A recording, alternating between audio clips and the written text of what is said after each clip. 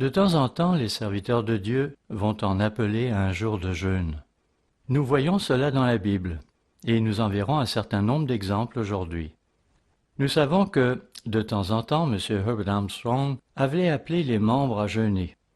Dr. Meredith continue de le faire, et je suis sûr qu'à l'avenir, peu importe qui occupera cette position, il y aura des situations qui rendront nécessaire le recours à un jeûne, tant il est vrai que nous allons au-devant d'une époque très dangereuse. Oui, nous vivons à une époque inquiétante, et cela pour bien des raisons. Mais Dieu nous a donné le jeûne comme un outil important, tant sur le plan individuel que sur le plan collectif. Dans le monde, le jeûne n'est presque jamais observé à la manière biblique. J'ai grandi dans un milieu typiquement protestant. Dans les bases militaires, on ne reconnaît que les églises de confession protestante, catholique ou juive. Il est vrai qu'à un endroit on avait accepté une église luthérienne, car il s'y trouvait suffisamment de luthériens, mais généralement on s'en tenait aux trois mentionnés précédemment. Personnellement, je n'ai jamais eu connaissance d'un protestant qui aurait jeûné. Cela dit, mes amis catholiques ou luthériens jeûnaient, eux. En fait, ils jeûnaient durant 40 jours, et probablement aussi 40 nuits. C'était à l'occasion de leur carême, une période de temps qui précédait la crucifixion. Comprenez cependant que, pour eux, le jeûne consistait seulement à renoncer à des choses auxquelles ils tenaient beaucoup, des friandises par exemple. J'ignore sur quel passage de la Bible ils basent leur pratique, car je ne vois pas où celle-ci mentionne de telles restrictions. Cette idée que le fait de renoncer à mâcher de la gomme puisse être associé à un jeûne n'a certainement rien à voir avec un jeûne biblique. Une autre chose dont ils vont se priver, c'est le café. Au Canada, ils ont la chaîne des Tim Hortons. Si vous venez au Canada, vous aurez tôt fait de les remarquer, car ils sont très populaires, bien que personnellement, je leur préfère la chaîne des Starbucks. On y trouve bien sûr du café, mais aussi des beignes, différentes sortes de biscuits et même des sandwichs et des soupes. À certaines époques de l'année, et particulièrement durant l'époque du carême, ils vont placer une sorte de collet en papier autour du rebord de la tasse, collet que l'on peut retrousser et où l'on pourra lire ce qu'on a gagné, au mieux une auto, plus souvent un autre café, ou peut-être un beigne. Pour ma part, le plus souvent, je vais y trouver une invitation à tenter ma chance une autre fois.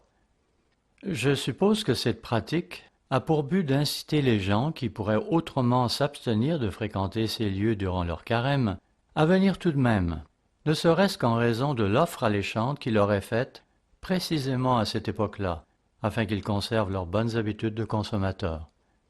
Le monde nous expose aussi à un autre type de jeûne, le genre grève de la faim. Cela me fait penser à cette femme, au Canada, qui avait entrepris un jeûne de ce type. Cependant, à mesure que les jours passaient, rien n'indiquait qu'elle perdait du poids. Effectivement, après une longue période de jeûne, au cours de laquelle elle fit beaucoup parler d'elle, on avait la nette impression qu'elle était toujours aussi bien en chair qu'au début.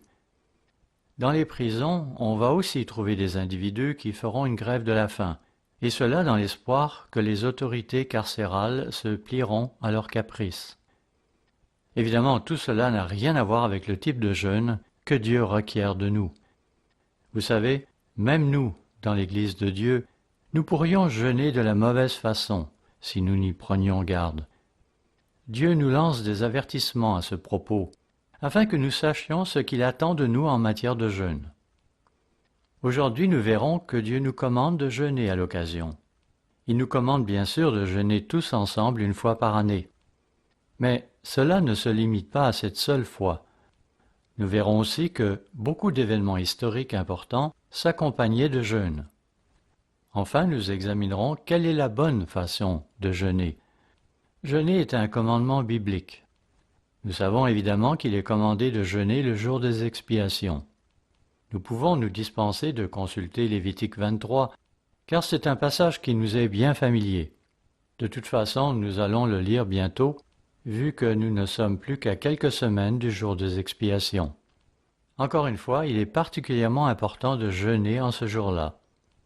Dans Luc 5, verset 33, nous lisons Luc 5, verset 33, ils lui dirent, « Les disciples de Jean, comme ceux des pharisiens, jeûnent fréquemment et font des prières, tandis que les tiens mangent et boivent. » Il est si facile de conclure après la lecture de ce verset que Christ nous a maintenant dispensé de l'obligation de jeûner. Quand je pense à ceux qui ont quitté cette grande organisation, dont nous faisions tous partie jadis, je me demande combien d'entre eux ont continué de jeûner depuis. Combien continuent même de prier et d'étudier, tant il est vrai que tout cela semble si difficile à accomplir. Certes, jeûner peut présenter des difficultés. Pour certains, c'est moins facile que pour d'autres. Et puis, cela peut aussi varier selon le groupe d'âge. Les jeunes en souffrent particulièrement, mais certaines personnes âgées peuvent aussi s'en trouver incommodées. En fin de compte, à tout âge, il se trouvera des personnes qui trouveront difficile de jeûner. Il est donc facile de se persuader que c'est là un exercice inutile. Donc les disciples avaient demandé pourquoi les disciples de Jean, ainsi que les pharisiens, jeûnaient souvent, alors que ceux de Christ ne le faisaient pas. À cela Jésus avait répondu, verset 34, « Pouvez-vous faire jeûner les amis de l'époux pendant que l'époux est avec eux ?» Il y a ici une leçon très importante qui peut passer inaperçue, surtout aux yeux de ceux qui sont nouveaux dans l'Église. Moi non plus, je ne l'avais pas compris au premier abord. Il a fallu qu'on me l'explique. En essence, ce que Jésus veut leur faire comprendre, c'est que le but du jeûne est de nous rapprocher de l'époux, autrement dit de Dieu, de Jésus-Christ. Et comme Jésus-Christ était alors au milieu d'eux dans la chair, travaillant avec eux, les instruisant, les corrigeant même parfois, ils étaient par le fait même déjà suffisamment proches de lui. Ils voyaient les miracles qu'il faisait et tout le reste. Dans ces conditions, ils n'avaient donc pas autant besoin de jeûner. Cela dit, eux aussi allaient jeûner parfois, par exemple le jour des expiations. Mais d'ordinaire, ce n'était pas fréquent. Peut-être une fois par mois, selon la coutume de l'époque.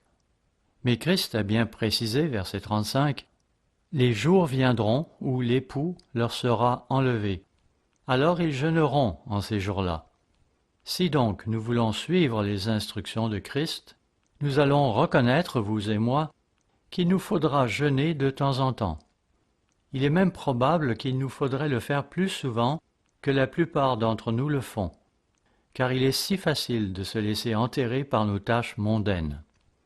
En fait, ce n'est pas que nous ne voulons pas jeûner, nous sommes convaincus qu'il nous faut jeûner, mais déjà la semaine achève, et voilà que nous disons « Je crois que je vais devoir remettre cela la semaine prochaine. » Hélas, là encore, il se pourrait qu'il vous arrive des événements imprévus.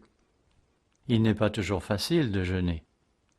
Cela dit, vous ne voudrez pas choisir un jour de semaine, particulièrement si votre travail vous astreint à un dur labeur physique, ou que vos fonctions vous imposent un contact permanent avec le public. En ce cas, il va de soi que vous ne pourrez pas choisir un tel jour. En effet, comment pourriez-vous alors trouver le temps de prier, d'étudier et de méditer comme le veut ce jour? Tout ce que vous pourriez accomplir en un tel jour, c'est de vous priver de nourriture. Ce n'est pas suffisant. Il nous faudra donc trouver une solution. Et puis, selon les recommandations de Dr Meredith, il nous faudra aussi demander à Dieu qu'il nous montre ce que nous n'avons pas encore vu. Il y a en effet ces péchés que nous avons déjà identifiés, mais il nous faut encore découvrir ceux dont nous ne sommes pas conscients.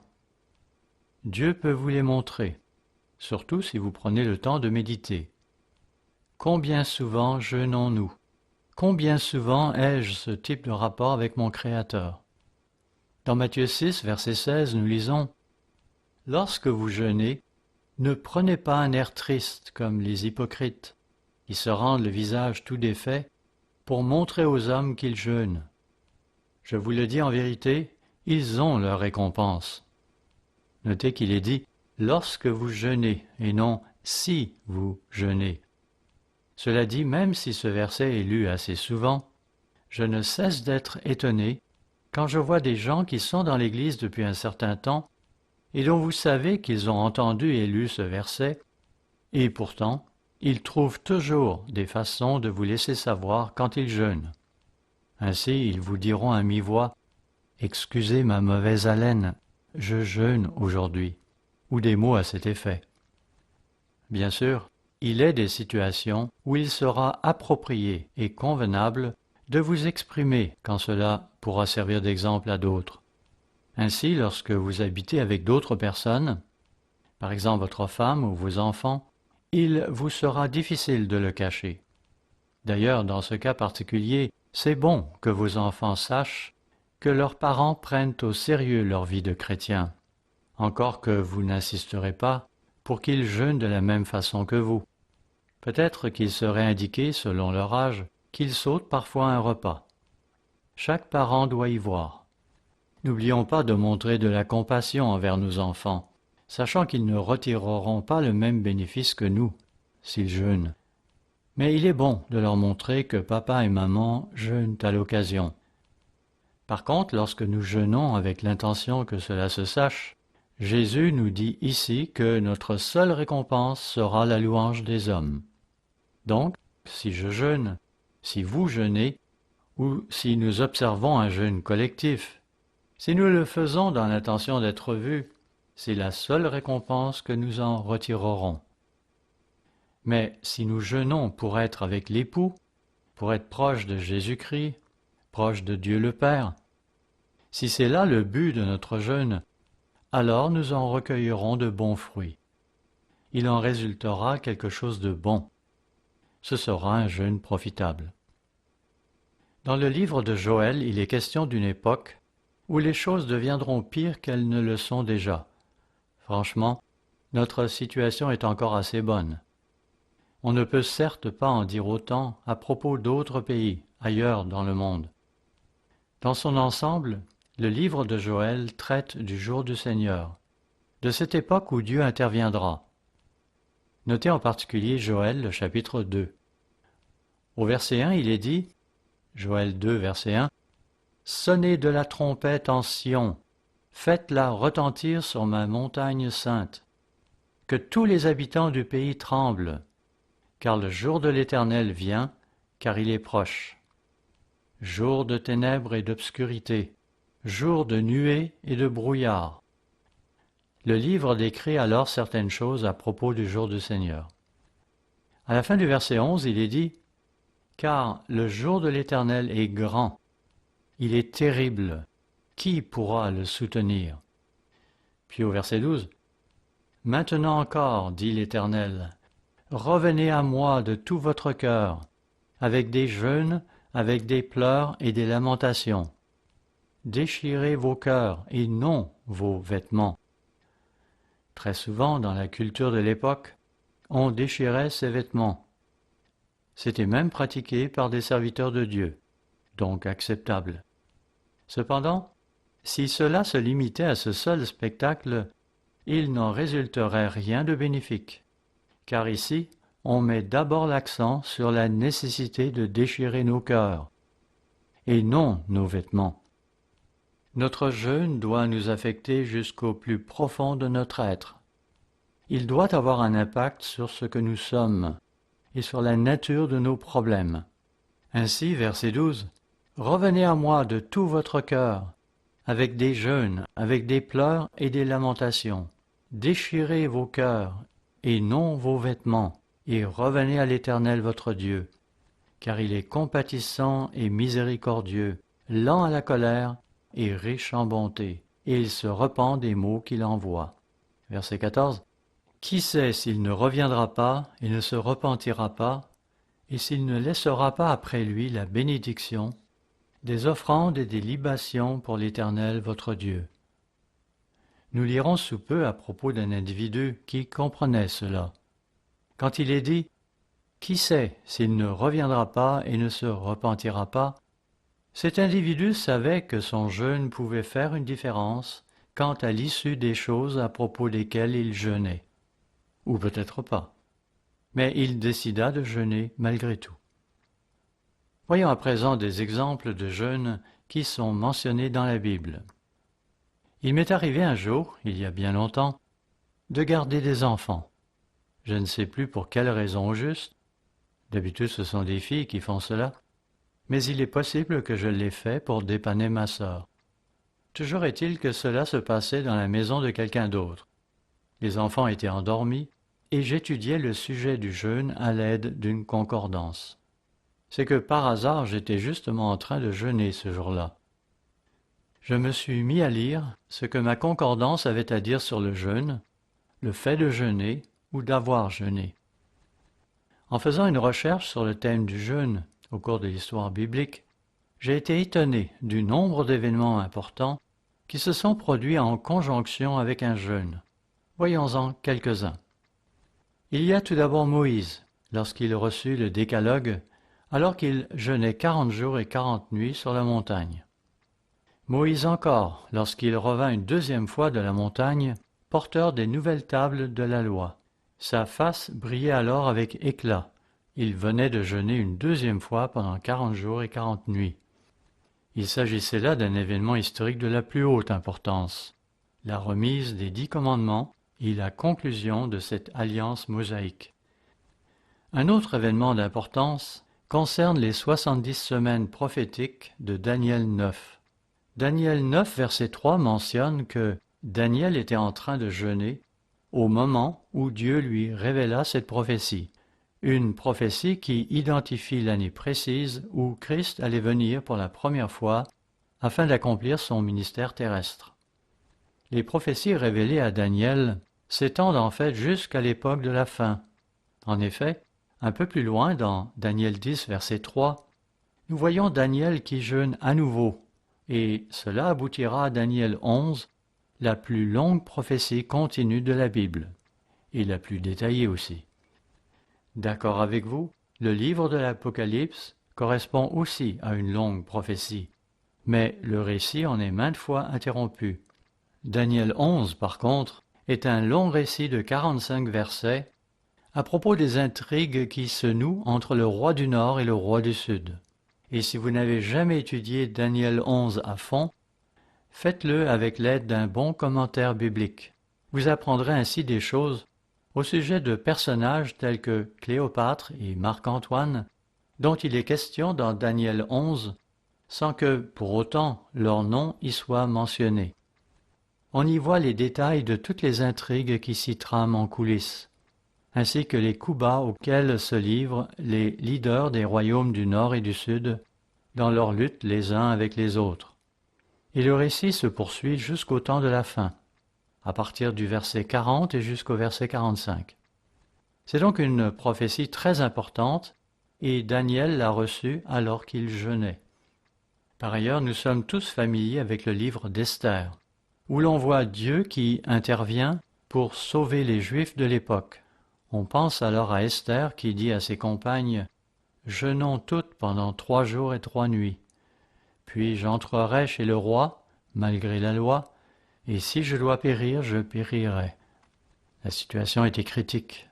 Il nous est difficile d'imaginer, nous qui vivons dans le monde actuel, que la reine ne puisse pas approcher le roi sans y être conviée. Mais ces rois avaient parfois des tempéraments difficiles, sans compter qu'ils entretenaient aussi simultanément diverses concubines. Nebuchadnezzar est un de ces exemples qui nous viennent immédiatement à l'esprit. Il était connu pour faire décapiter les gens ou les faire jeter au lion et pour réduire leur demeure en un tas d'immondices. Ainsi, lorsque vous parcourez le 4e chapitre du livre de Daniel et que vous poursuivez la lecture jusqu'au 5e, vous vous rendez compte qu'Esther était confrontée à une situation très sérieuse. Elle avait tout lieu de croire qu'en se présentant devant le roi sans y être conviée, elle risquait sa vie. C'est aussi pourquoi elle demanda à ses compagnes de se joindre à elle pour un jeûne de non pas 1 jour, mais 3. Par ailleurs, on oublie souvent que son oncle Mardochée, alors qu'il échangeait message après message avec Esther, avait déjà commencé à jeûner lui aussi, en fait, dès qu'il devint conscient de la gravité de la situation. Pareillement en ce qui concerne l'ensemble de la communauté juive. Sitôt qu'elle eut connaissance du décret, visant sa condamnation à mort prochaine, elle aussi se mit alors à jeûner. Tournons-nous à présent vers le chapitre 10 du livre des Actes. Nous nous souvenons de Corneille et de Pierre qui eut cette vision d'une nappe qui descendait du ciel. Acte 10, verset 1. Il y avait à Césarée un homme nommé Corneille, centenier dans la cohorte dite italienne. Cet homme était pieux et craignait Dieu avec toute sa maison. Il faisait beaucoup d'aumônes au peuple et priait Dieu continuellement. Vers la 9e heure du jour, il vit clairement dans une vision un ange de Dieu qui entra chez lui et qui lui dit « Corneille ». Les regards fixés sur lui et saisi d'effroi, il répondit « Qu'est-ce, Seigneur ?» Et l'ange lui dit « Tes prières et tes aumônes sont montées devant Dieu, et il s'en est souvenu. Envoie maintenant des hommes à Joppé et fais venir Simon, surnommé Pierre. » Plus loin, il est question de Pierre, qui se trouve alors sur le toit de sa maison, où il reçoit cette vision de la nappe. Nous avons eu plusieurs sermonnettes à ce sujet, et tout avait pour but de nous montrer que cette vision ne nous donne pas désormais le feu vert pour consommer des viandes impures, comme certains veulent le croire. Continuons, verset 14. Mais Pierre dit, « Non, Seigneur, car je n'ai jamais rien mangé de souillé ni d'impur. » Pierre se questionnait au sujet de la signification de cette vision. Puis, au verset 17 à 19, on apprend que Dieu, par son esprit, révèle à Pierre que des hommes s'en venaient le trouver. Ces visiteurs lui parlèrent alors de Corneille, et Pierre n'hésita pas un moment à les suivre, selon les recommandations que Dieu lui avait faites. Poursuivons au verset 27. Et conversant avec lui, avec Corneille qui le recevait, il entra et trouva beaucoup de personnes réunies. Vous savez, leur dit Pierre, qu'il est défendu à un juif de se lier avec un étranger ou d'entrer chez lui.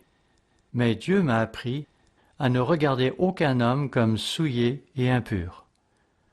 C'est là le verset clé pour comprendre la signification et le but de la vision que Pierre avait eue. Nous ne nous pencherons pas sur l'ensemble du chapitre, car je voudrais surtout mentionner un point en particulier. Pierre poursuivit, disant, verset 29, « C'est pourquoi je n'ai pas eu d'objection à venir, puisque vous m'avez appelé. Je vous demande donc pour quel motif vous m'avez envoyé chercher. » Corneille dit, « Il y a 4 jours, à cette heure-ci, je priais dans ma maison à la 9e heure. » La New King James dit plutôt que Corneille avait jeûné jusqu'à la 9e heure, quand il se mit à prier et que l'ange lui apparut.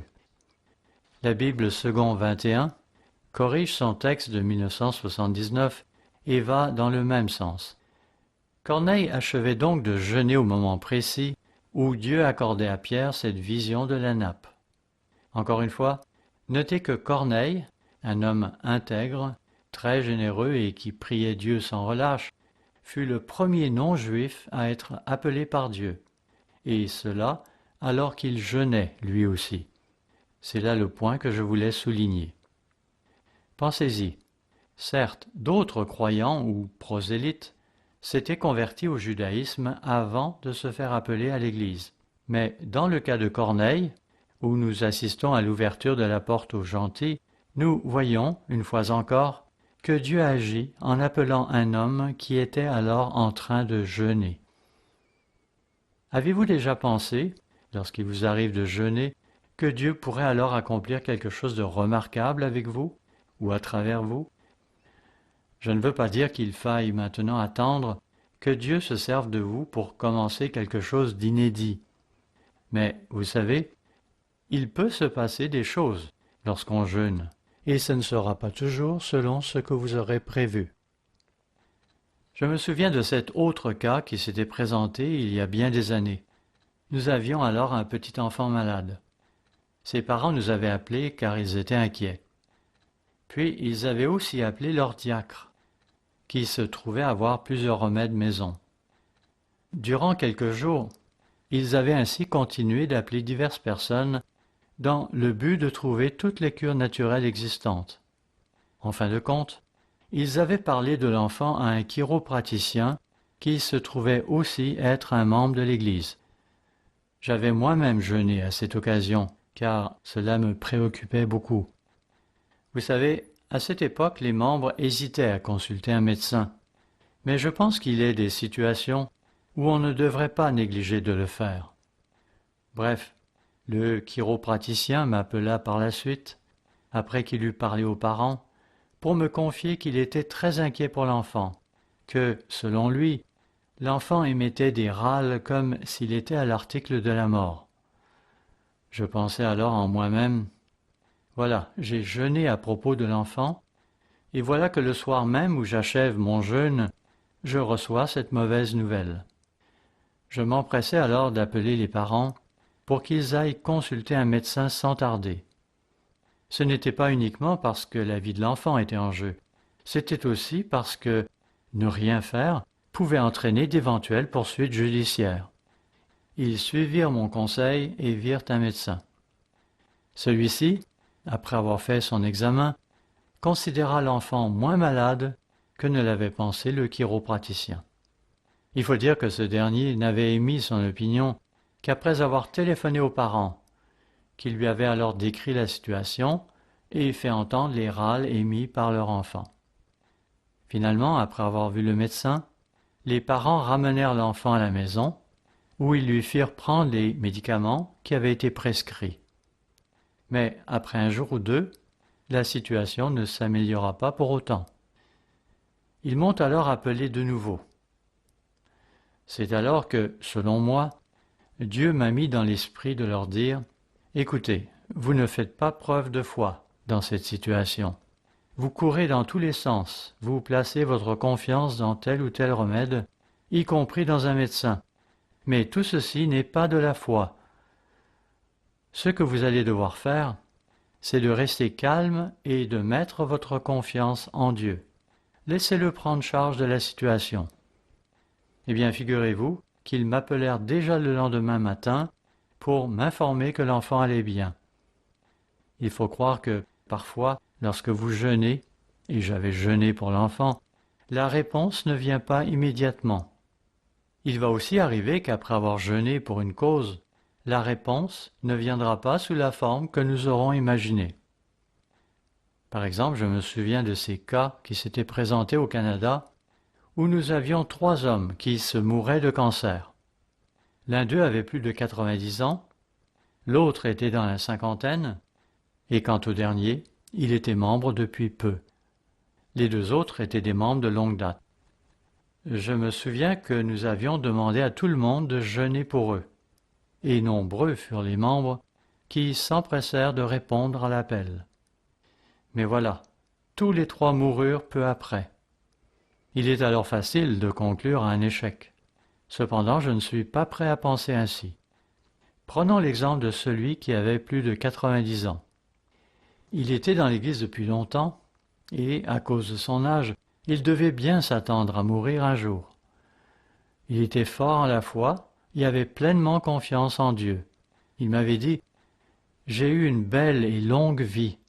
Alors, si je dois mourir, eh bien, qu'il en soit ainsi. » Quant à celui qui était membre depuis peu, il affichait vraiment une belle attitude. Il était toujours souriant et positif. Lorsqu'il recevait des visiteurs, il ne manquait jamais de leur communiquer sa joie de vivre. On peut dire qu'il affronta la mort avec une dignité sereine. Pour ce qui est du 3e individu, lorsque ma femme et moi, nous lui avons rendu visite à l'hôpital, il nous étonna lorsqu'il nous confia qu'il ne s'attendait pas à ce que Dieu le guérisse, qu'il ne le voulait même pas, qu'il se sentait prêt pour le royaume de Dieu. Et il ajouta « Cette épreuve qui m'arrive est la meilleure chose qui pouvait m'arriver. En effet, durant les 20 dernières années, je n'ai fait que végéter en quelque sorte, et je ne crois pas que j'aurais pu être dans le royaume si je n'avais pas été frappé de cette maladie. » Il projetait les regards au-delà de sa situation présente. Quand je pense à ces 3 personnes, je me demande si je pourrais, advenant que je me trouve un jour dans une situation comme la leur, m'en sortir avec la bravoure, la dignité et la largeur d'esprit dont ils ont fait preuve.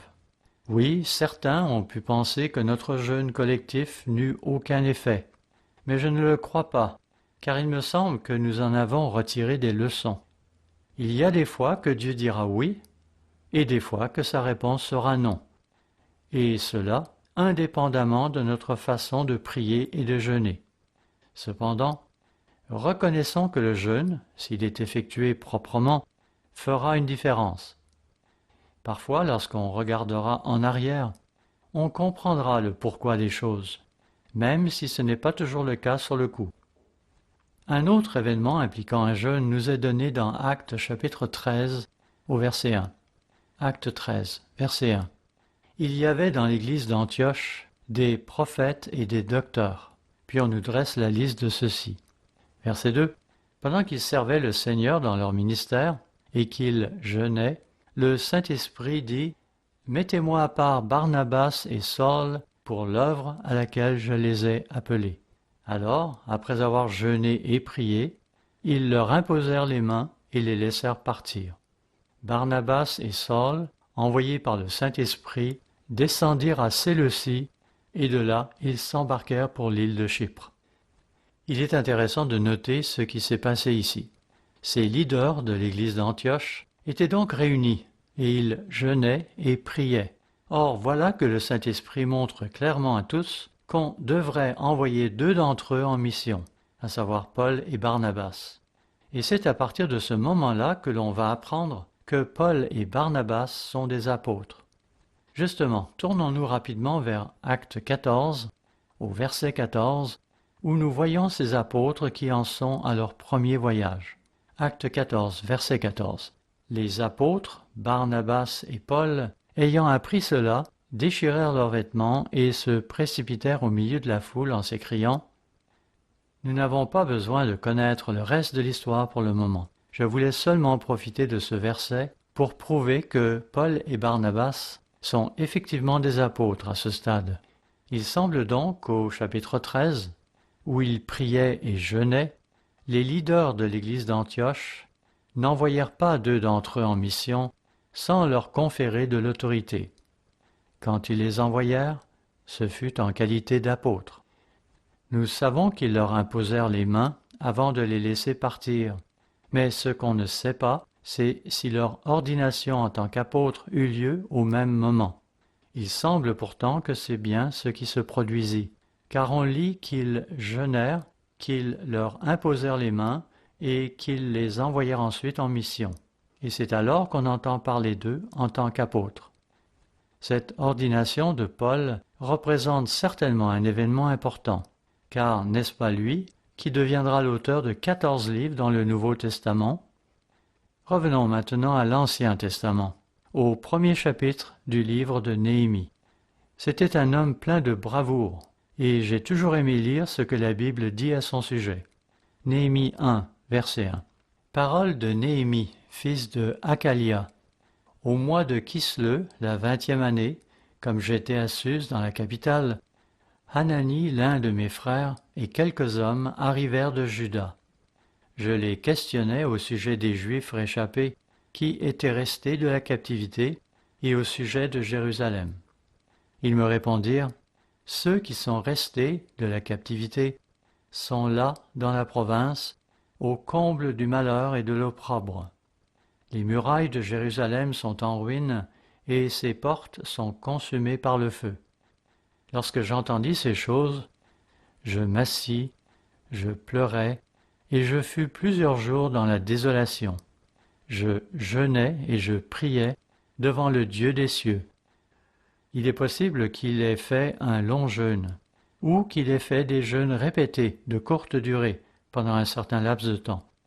Une chose est sûre cependant, il a jeûné et prié, tant il est vrai que l'un et l'autre vont bien ensemble.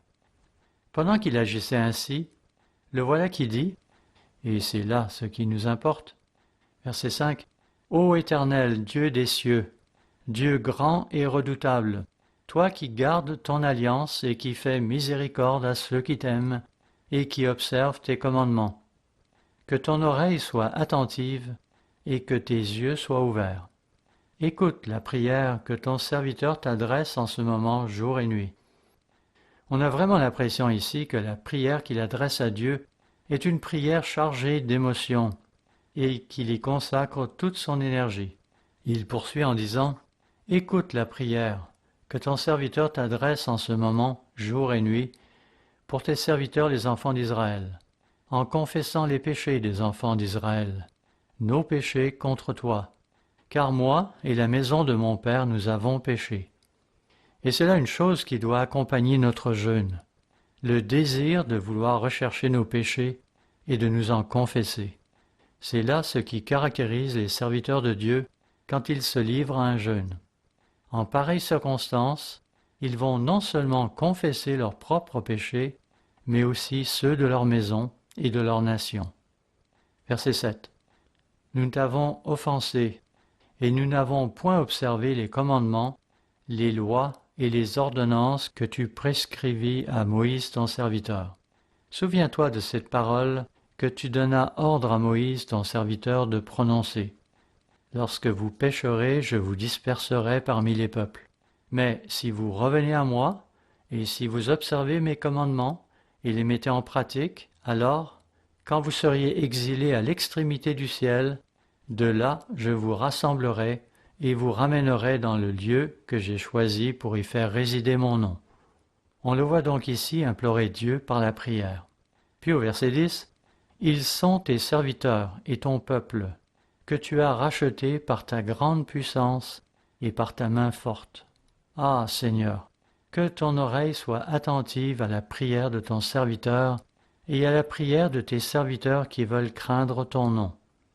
Donne aujourd'hui du succès à ton serviteur et fais-lui trouver grâce devant cet homme. » Puis nous apprenons que Néhémie était les chansons du roi.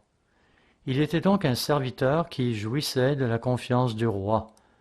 À certaines époques de l'histoire, les échansons ne se contentaient pas simplement de servir le vin. Ils devaient le goûter avant de le servir au roi. Ainsi, advenant que quelqu'un y aurait introduit du poison, ils risquaient leur vie en servant le roi. Néhémie occupait donc un poste important, et le roi, qui avait toute confiance en lui, était particulièrement attentif à son état d'esprit. Nous le voyons donc ici qui prie, tout en jeûnant, et avant de reprendre son service auprès du roi. Néhémie, chapitre 2, verset 1. Au mois de Nissan, la 20e année du roi Artaxerxès, comme le vin était devant lui, je pris le vin et je l'offris au roi. Jamais je n'avais paru triste en sa présence. Néhémie était de ces gens qui sont gais de nature. Connaissez-vous des gens qui sont comme cela? Nous avons à notre bureau-chef des réceptionnistes qui affichent ordinairement une telle attitude. Et c'est pourquoi, lorsque, un jour, celle-ci leur fait défaut, nous savons que quelque chose ne va pas. Eh bien, il semble que Néhémie était de ces individus qui sont ordinairement gais. Et c'est pourquoi le verset 1 dit qu'il n'avait encore jamais paru triste en présence du roi. Verset 2. Le roi me dit, « Pourquoi as-tu mauvais visage? Tu n'es pourtant pas malade. Ce ne peut être qu'un chagrin de cœur. » Je fus saisi d'une grande crainte. On peut comprendre pourquoi. En effet, lorsque le roi constate que ses serviteurs ne sont pas contents, il pourrait penser que ceux-ci sont mécontents de lui. Or, un serviteur mécontent pourrait s'en prendre à lui, soit qu'il aurait été soudoyé, ou qu'il aurait développé une quelconque animosité à son égard. Conscient de cela, Néhémie s'empresse de répondre au roi, verset 3, « Que le roi vive éternellement. » Voilà un bon départ. Puis il enchaîne disant, « Comment n'aurais-je pas mauvais visage lorsque la ville où sont les sépulcres de mes pères est détruite et que ses portes sont consumées par le feu. » On le voit ici qui va directement au but. Verset 4, « Et le roi me dit, « Que demandes-tu » Néhémie adresse alors une prière rapide au Dieu des cieux, l'implorant de lui accorder les mots appropriés pour répondre au roi. Puis, après une profonde respiration, il enchaîne, disant « Si le roi le trouve bon », et c'est alors qu'il informe le roi de son désir d'aller à Jérusalem afin de rebâtir ses murailles ainsi que la ville. Sautons à présent au chapitre 8. un chapitre qui nous est familier, car il est souvent lu durant la fête des tabernacles. Au dernier verset du chapitre précédent, on apprenait qu'au 7e mois, les enfants d'Israël étaient dans leur ville, et cela après qu'on en eût rebâti les murailles. Puis, dans Néhémie 8, verset 1, il est dit, Néhémie 8, verset 1, « Alors tout le peuple s'assembla comme un seul homme sur la place qui est devant la porte des eaux. Et le sacrificateur Esdras apporta la loi devant l'assemblée. Esdras lut dans le livre depuis le matin jusqu'au milieu du jour. Vous pourrez lire le reste par vous-même, mais vous allez probablement l'entendre à nouveau cette année durant la fête des tabernacles. Ils allaient donc tout d'abord observer la fête des trompettes, puis, ayant appris qu'il faut également observer la fête des tabernacles, nous apprenons au verset 17, « Toute l'assemblée de ceux qui étaient revenus de la captivité fit des tentes, et ils habitèrent sous ces tentes. Depuis le temps de Josué, fils de Nun, jusqu'à ce jour, les enfants d'Israël n'avaient rien fait de pareil, et il y eut de très grandes réjouissances. On lut dans le livre de la loi de Dieu chaque jour, durant la fête des tabernacles, depuis le premier jour jusqu'au dernier. On célébra la fête pendant 7 jours, et il y eut une assemblée solennelle le 8e jour, comme cela est ordonné. Cela dit, la fête des tabernacles commence au 15e jour du 7e mois et dure 7 jours, jusqu'à ce qu'ait lieu la fête du dernier grand jour, le 22e jour du 7e mois. Tout cela est connu de la plupart d'entre nous, mais ce qui échappe peut-être à certains, c'est ce dont il est question au début de Néhémie 9. Néhémie 9, verset 1. Le 24e jour du même mois, les enfants d'Israël s'assemblèrent revêtus de sacs et couverts de poussière pour la célébration d'un jeûne. Cela se passait donc 2 jours après la célébration de la fête du dernier grand jour. Je suppose que ceci eut lieu le jour du sabbat qui suivit cette fête. On devait les avoir instruits de quelque chose, et les voilà qui s'assemblent pour jeûner. Puis au verset 2, « Ceux qui étaient de la race d'Israël, s'étant séparés de tous les étrangers, se présentèrent et confessèrent leurs péchés et les iniquités de leurs pères. » Notez une fois encore qu'en jeûnant, ils confessaient simultanément leurs péchés, pas seulement les leurs, mais ceux de leurs pères et même de leur nation. Verset 3. Lorsqu'ils furent placés, on lut dans le livre de la loi de l'Éternel leur Dieu pendant un quart de la journée, et pendant un autre quart, ils confessèrent leurs péchés et adorèrent l'Éternel leur Dieu. Ainsi, ils effectuèrent une sorte de partage de la journée. Un quart de celle-ci fut consacré à la lecture du livre de la loi, un autre quart à la prière et à la confession de leurs péchés. La Bible n'est pas très explicite à ce sujet, mais un peu plus loin, on nous apprend que ce fut là l'occasion pour eux de conclure une alliance avec Dieu. Et cette alliance s'accompagnait de 3 promesses. 1. Qu'ils ne contracteraient plus de mariage avec des peuples étrangers, pas seulement pour éviter une perte de leur culture et de leur identité, mais aussi pour conserver intacte leur religion. 2. Qu'ils s'abstiendraient de se livrer à des activités commerciales le jour du sabbat, ce qui ne veut pas dire, en ce qui nous concerne, qu'il nous est maintenant interdit de commander une tasse de café ce jour-là si nous devions parcourir une grande distance pour nous rendre au service. 3. Qu'ils seraient fidèles dans leurs dîmes ainsi que dans leurs autres obligations financières. Voilà ce qu'ils s'engageaient à observer. Hélas, s'il est vrai qu'au début ils tinrent promesse, ils ne tardèrent pas à se relâcher. Notez que l'alliance qu'ils conclurent ce jour-là avec Dieu fut accompagnée d'un jeûne. Nous avons aussi l'exemple de la mort de Saül et de Jonathan. Quand ils furent tués, la nation se mit à jeûner. David en particulier, mais d'autres également.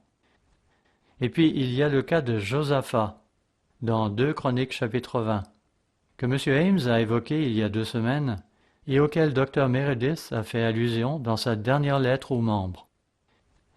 Et puis nous n'avons même pas encore parlé du jeûne de Jésus-Christ. Ce jeûne de 40 jours et 40 nuits à la suite duquel il fut tenté par le diable. Ce fut là un événement de première importance, un fait historique, qui nous montre comment Christ a triomphé de Satan alors qu'il était faible physiquement mais proche de Dieu spirituellement. Nous avons encore d'autres exemples, comme 2 Samuel chapitre 12, un passage qui devrait nous être familier, mais dont je tiens tout de même à parler, car il contient d'importantes leçons pour nous.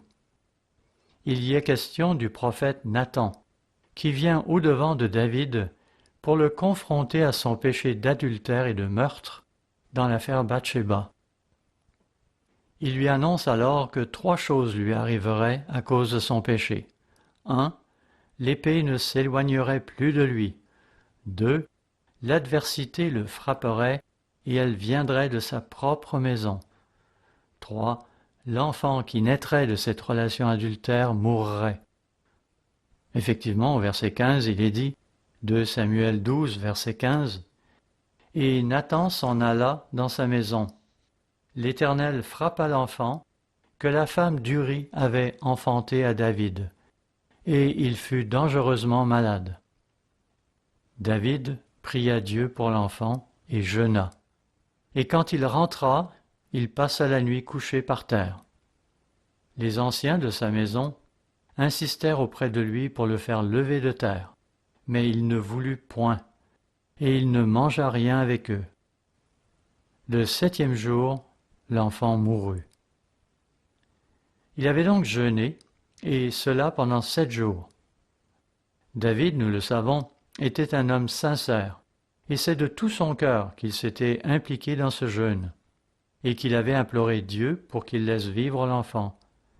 Mais Dieu refusa. David savait que Dieu pouvait changer d'idée, mais ici, Dieu ne céda point. Poursuivons au verset 18. Les serviteurs de David craignaient de lui annoncer que l'enfant était mort, car ils disaient, « Voici, lorsque l'enfant vivait encore, nous lui avons parlé, et il ne nous a pas écoutés. Comment oserons-nous lui dire, « L'enfant est mort » Il s'affligera bien davantage. Verset 19. David aperçut que ses serviteurs parlaient tout bas entre eux, et il comprit que l'enfant était mort. Il dit à ses serviteurs, « L'enfant est-il mort ?» Et ils répondirent, « Il est mort. » Alors David se leva de terre. Il se lava, soignit et changea de vêtements. Puis il alla dans la maison de l'Éternel et se prosterna. On voit ici que, même s'il avait jeûné, il prit le temps de faire une toilette, puis il retourna à la maison de l'Éternel pour adorer. Poursuivons. De retour chez lui, il demanda qu'on lui serve à manger, et il mangea. Ses serviteurs lui dirent, « Que signifie ce que tu fais? Tandis que l'enfant vivait, tu jeûnais et tu pleurais. Et maintenant que l'enfant est mort, tu te lèves et tu manges. » Il répondit, verset 22, « Lorsque l'enfant vivait encore, je jeûnais et je pleurais, car je disais, « Qui sait si l'Éternel n'aura pas pitié de moi et si l'enfant ne vivra pas? Maintenant qu'il est mort, pourquoi jeûnerais-je? Oui, à quoi bon jeûner à présent? » Il avait eu la réponse de Dieu, et c'était non. Dans Juges chapitre 19, nous lisons à propos de ce Lévite et de sa concubine. Leur relation battait de l'aile, et c'est pourquoi elle retourna vivre chez son père. Là, elle se mit à se prostituer. Sur ce, le Lévite alla la chercher pour la ramener chez lui. Mais une fois arrivé chez le père de sa concubine, celui-ci le traita si bien que son retour en fut retardé de plusieurs jours. Il finit pourtant par se décider à partir un jour, alors que le soleil était déjà sur le point de se coucher. Ils ne purent cependant pas se rendre bien loin, que déjà la nuit tombait. Heureusement qu'à Gibéa de Benjamin, un vieil homme leur accorda l'hospitalité pour passer la nuit. Hélas, à peine arrivés, les gens de la ville, des hommes pervers, voulurent abuser d'eux, faisant pression sur le vieil homme pour qu'il leur livre le Lévite qu'il hébergeait. On en vint finalement à un compromis honteux, à la suite duquel c'est la concubine du Lévite qui fut offerte à ces hommes pervers, lesquels en abusèrent toute la nuit. Verset 26. Juge 19, verset 26. Vers le matin, cette femme alla tomber à l'entrée de la maison de l'homme chez qui était son mari, et elle resta là jusqu'au jour. Et le matin, son mari se leva, ouvrit la porte de la maison, et sortit pour continuer son chemin. Mais voici, la femme, sa concubine, était étendue à l'entrée de la maison, les mains sur le seuil. Il lui dit « Lève-toi, et allons-nous-en. » En voilà un bel exemple de compassion. Pareille chose peut paraître difficile à concevoir de nos jours. Pourtant, le monde actuel n'est-il pas, lui aussi, de théâtre de cruauté de toutes sortes? Certes, ce Lévite manquait de cœur. D'abord, il agit en lâche en leur livrant sa concubine.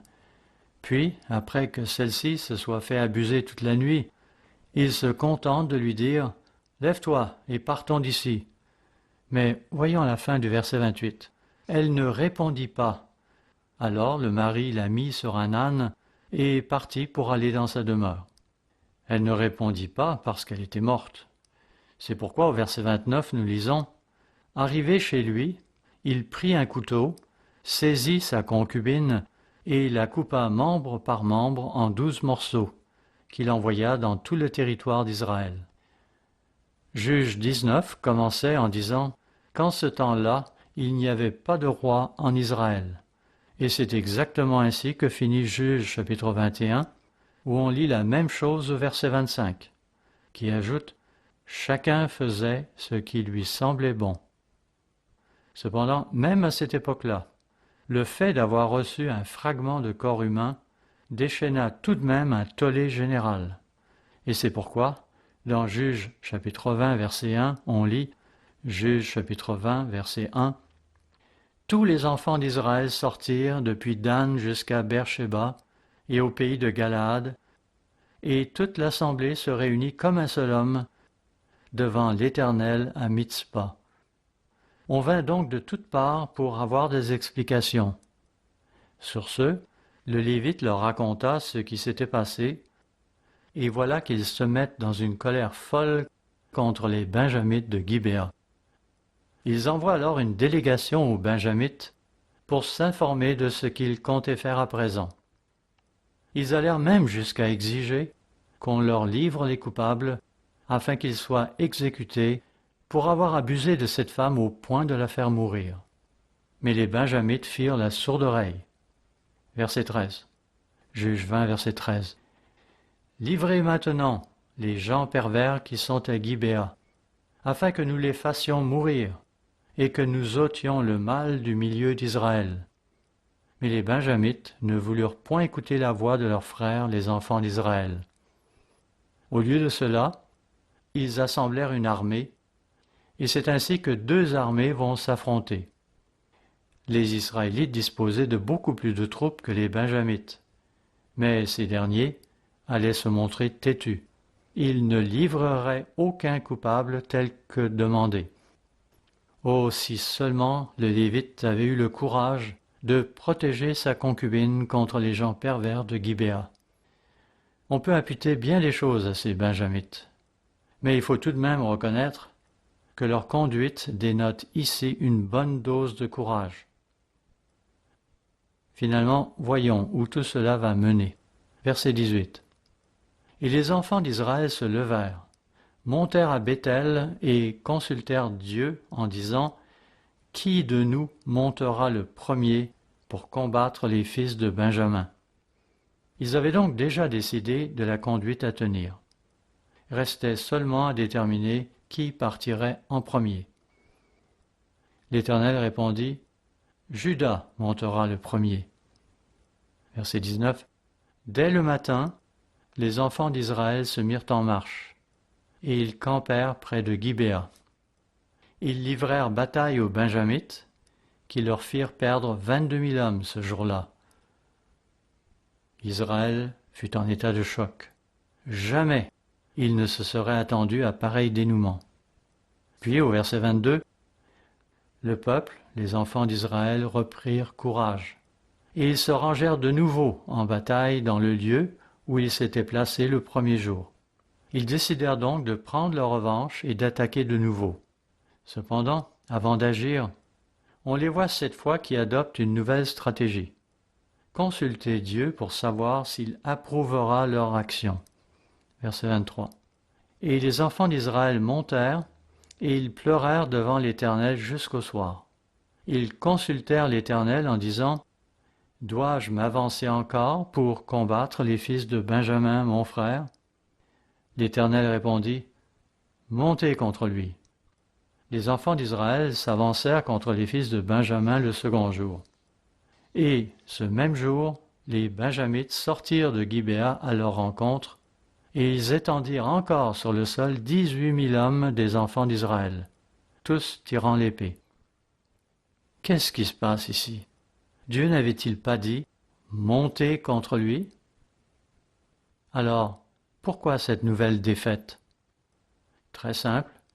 Dans leur esprit, dès le début, ils avaient en fait déjà décidé d'attaquer leurs frères benjamites, et ce n'est que par acquis de conscience, pour bien paraître, qu'ils avaient ensuite consulté Dieu. Leurs 2 échecs consécutifs, en particulier le deuxième, où Dieu leur avait pourtant donné le feu vert, étaient causés par le fait qu'ils avaient déjà décidé en leur fort intérieur qu'ils attaqueraient. Aussi, Dieu leur avait dit, « Eh bien, allez-y, puisque vous l'avez déjà décidé d'avance. » Alors, après ce nouvel échec, verset 26, tous les enfants d'Israël et tout le peuple montèrent et vinrent à Béthel. Ils pleurèrent et restèrent là devant l'Éternel. Ils jeûnèrent en ce jour jusqu'au soir, et ils offrirent des holocaustes et des sacrifices d'action de grâce devant l'Éternel. Et les enfants d'Israël consultèrent l'Éternel. Cette fois, ils ont compris la leçon. Ils cessent de faire leur propre volonté et s'en remettent vraiment à Dieu. Ils vont prier et jeûner et attendre sa décision. Ils vont donc le consulter pour connaître sa volonté, au lieu d'avoir déjà leur idée toute faite d'avance. Cette fois, Dieu leur répond en leur garantissant la victoire. Vous savez, les gens vont parfois prendre des décisions qui leur semblent rationnelles, alors que tout leur entourage les trouve farfelus. Puis, quand les résultats ne sont pas à la hauteur de leurs attentes, ils s'exclameront « Je n'y comprends rien. J'avais pourtant prié et jeûné à ce sujet. N'étais-je pas alors en droit d'espérer un succès? Oui, à condition de vous appuyer sur de sages conseils avant de vous engager. Mais si vous avez déjà décidé ce que vous ferez, alors, quand bien même vous jeûneriez à ce propos, si la chose n'a pas de sens a priori, ne vous attendez pas à un succès. Nous approcher de Dieu et le supplier de nous faire connaître sa volonté n'est pas chose facile, n'est-ce pas? Il nous faut vraiment aller vers lui sans avoir notre propre idée déjà toute faite. Il nous faut dire « Que ta volonté s'accomplisse, pas la mienne ». N'oublions pas ce que nous dit Proverbe 19, verset 21. Il y a dans le cœur de l'homme beaucoup de projets, mais c'est le dessein de l'Éternel qui s'accomplit. Combien de fois allons-nous élaborer des plans pour notre vie sans nous rendre compte que Dieu planifie quelque chose de tout à fait différent? Je connais des gens qui ont une idée précise sur ce qu'ils veulent faire dans la vie et comment ils veulent servir Dieu. Ainsi, ils visent peut-être le ministère, sans se douter que Dieu pense autrement. Rien ne sert de jeûner si vous ne vous êtes pas pleinement soumis à la volonté de Dieu. Ce qu'il nous faut, c'est mettre notre confiance en Dieu, avoir foi en lui. Dans le cas de ces Israélites, qui voulaient châtier leurs frères benjamites, ce n'est qu'après qu'ils eurent approché Dieu avec l'intention de connaître sa volonté, en priant, en jeûnant et en lui offrant des sacrifices, ce n'est qu'alors que les choses aboutirent au succès. Évidemment, pour ce qui est des benjamites, ce fut différent, mais il fallait bien qu'ils soient remis à l'ordre, car ils présentaient de sérieux problèmes de comportement. Voyons à présent comment on doit jeûner et avec quelle motivation. Il y a en effet 2 façons de jeûner, la bonne et la mauvaise. Tournons-nous vers 1 Roi chapitre 21. Pour gagner du temps, laissez-moi vous décrire la situation que nous rencontrons ici. Il y est question du roi Achab, qui veut acheter la vigne de Naboth pour en faire un jardin potager. Naboth refuse. Sur ce, Achab se retire en lui-même. Il est triste et irrité. Il boude et s'abstient de manger. Mais voilà qu'arrive sa femme Jézabel. Lorsqu'elle apprend la situation, elle le raisonne, disant « Voyons, c'est qui le roi ici? Laisse-moi régler cette affaire à ta place, puisque tu n'oses pas agir. Moi, je vais te la donner, cette vigne. » Elle rédige alors des lettres aux magistrats de la ville, fait publier un jeûne, obtient de faux témoins et s'arrange pour faire mourir Naboth. Résultat, 1 Roi, chapitre 21, verset 11. Les gens de la ville de Naboth, les anciens et les magistrats qui habitaient dans la ville, agirent comme Jézabel le leur avait fait dire, d'après ce qui était écrit dans les lettres qu'elle leur avait envoyées. Verset 12. Ils publièrent un jeûne et ils placèrent Naboth à la tête du peuple. Les deux méchants hommes vinrent se mettre en face de lui, et ces méchants hommes déposèrent ainsi devant le peuple contre Naboth. Naboth a maudit Dieu et le roi. Puis ils le menèrent hors de la ville, ils le lapidèrent et il mourut. Inutile de dire que ce jeûne-là n'avait pas pour but de se rapprocher de Dieu. Au contraire, Jézabel ne s'en était servie que pour aboutir à ses fins. Ce n'est pas là ce qui doit motiver notre jeûne. Dans son cas, elle s'en servait pour faire condamner un innocent. Verset 15. Lorsque Jézabel apprit que Naboth avait été lapidé et qu'il était mort, elle dit à Achab, « Lève-toi, prends possession de la vigne de Naboth de Jizréel, car Naboth n'est plus en vie, il est mort. » C'est à ce stade, au verset 17, qu'intervient Élie le Tishbite. Dieu lui dit de se rendre auprès d'Achab et de le confronter aux méfaits commis envers Naboth. Le prophète doit ensuite annoncer à Achab qu'il va mourir. Lisons-le au verset 19. 1 Roi, chapitre 21, verset 19. Tu lui diras, « Ainsi parle l'Éternel, n'es-tu pas un assassin et un voleur ?» Et tu lui diras, « Ainsi parle l'Éternel, au lieu même où les chiens ont léché le sang de Naboth, les chiens lécheront aussi ton propre sang. » Achab dit à Élie, « M'as-tu trouvé, mon ennemi ?» Et il répondit, « Je t'ai trouvé, parce que tu t'es vendu pour faire ce qui est mal aux yeux de l'Éternel. Voici, je vais faire venir le malheur sur toi. Je te balayerai, j'exterminerai quiconque appartient à Achab, celui qui est esclave et celui qui est libre en Israël. » Puis le verset 25 ajoute, « Il n'y a eu personne qui se soit vendu comme Achab pour faire ce qui est mal aux yeux de l'Éternel. » Et Jézabel, sa femme, l'y excitait. Il a agi de la manière la plus abominable en allant après les idoles, comme le faisaient les Amoréens que Dieu chassa devant les enfants d'Israël. Après avoir entendu les paroles d'Élie, Achab déchira ses vêtements, il mit un sac sur son corps et il jeûna. Il couchait avec ce sac et il marchait lentement. C'est avec une telle attitude qu'il put se racheter un peu aux yeux de Dieu, et cela malgré sa conduite antérieure.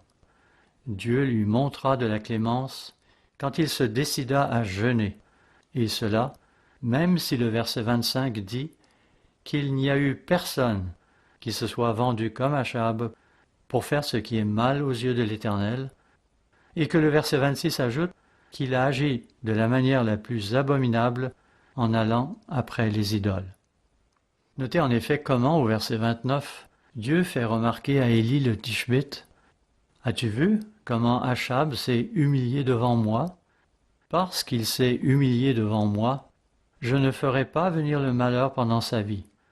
Ce sera pendant la vie de son fils que je ferai venir le malheur sur sa maison. » Nous avons donc vu ici deux exemples de jeûne. Celui que Jézabel a commandé dans l'affaire de Naboth, et cet autre où nous assistons à la profonde et sincère repentance d'Achab. Deux exemples extrêmes et, évidemment, seul celui d'Achab fut agréé par Dieu. Je vous encourage à lire aussi Ésaïe chapitre 58, quand vous en aurez le temps, car le prophète nous y montre les mauvaises raisons de jeûner, tout en nous indiquant quelle serait la bonne façon de le faire. Cependant, alors que nous approchons de la fin de ce sermon, j'aimerais vous citer quelques passages tirés du volume 1 de l'autobiographie de M. Armstrong. Plusieurs parmi nous ont lu ce livre, j'en suis sûr. Les autres pourraient peut-être l'emprunter de quelqu'un, voire de la bibliothèque de l'Église. Pour le moins, vous pourriez essayer de vous procurer une photocopie de ces passages. Au début du chapitre 22, M. Armstrong écrit « Jamais, au cours de ma vie, je n'avais eu à faire face à une situation aussi critique que celle qui nous frappa au début de l'année 1930. Ce n'est pas seulement que notre situation financière s'annonçait tout aussi précaire que par le passé, tandis que notre nation s'enfonçait de plus en plus dans le gouffre de la dépression. Mais voilà que nous devenions simultanément conscients de notre manque de foi en Dieu.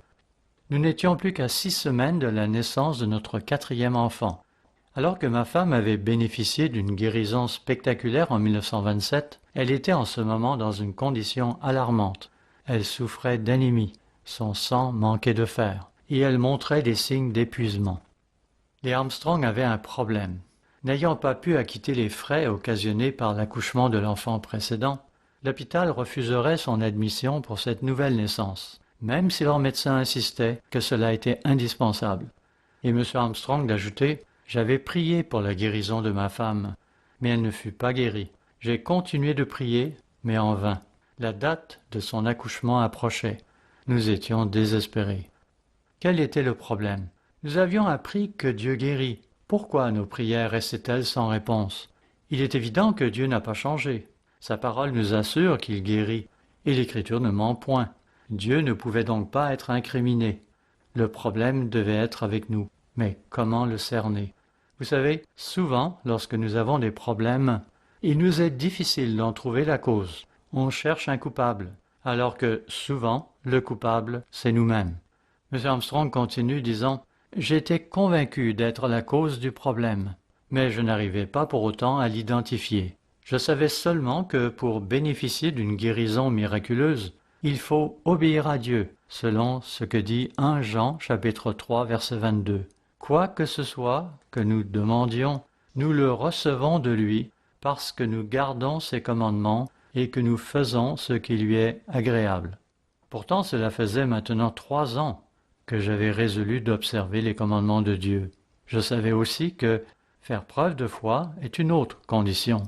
Là encore, il me semblait que ma confiance en Dieu était tout aussi ferme qu'à l'époque où il avait guéri ma femme précédemment. Il ne m'était plus permis de gaspiller du temps. Il me fallait résoudre l'énigme sans tarder. Je ne voyais plus d'autre alternative que de recourir à la prière et au jeûne. C'était en quelque sorte la solution de dernier recours. Cela dit, je ne savais pas comment m'y prendre pour jeûner et prier, car je ne l'avais encore jamais fait. Je me souvenais seulement de cet incident où les disciples de Christ n'avaient pas réussi à chasser un démon, et Christ leur avait alors mentionné que cette sorte de démon ne sort que par la prière et par le jeûne. Je me mis donc à jeûner. Mon jeûne débuta un samedi matin. Ce matin-là, je ne pris pas de petit déjeuner. Ne sachant pas comment procéder lors d'un jeûne, je commençai par prier pour que Dieu me montre quoi faire. Puis, sachant que Dieu nous parle par l'intermédiaire de sa parole écrite, je me mis à explorer la Bible pour obtenir des instructions à propos de la bonne façon de jeûner. Ainsi, aidé d'une concordance, je me mis pendant 1 heure à étudier tous les passages des Écritures qui ont rapport à la prière et au jeûne. Une grande partie du temps, je le faisais à genoux.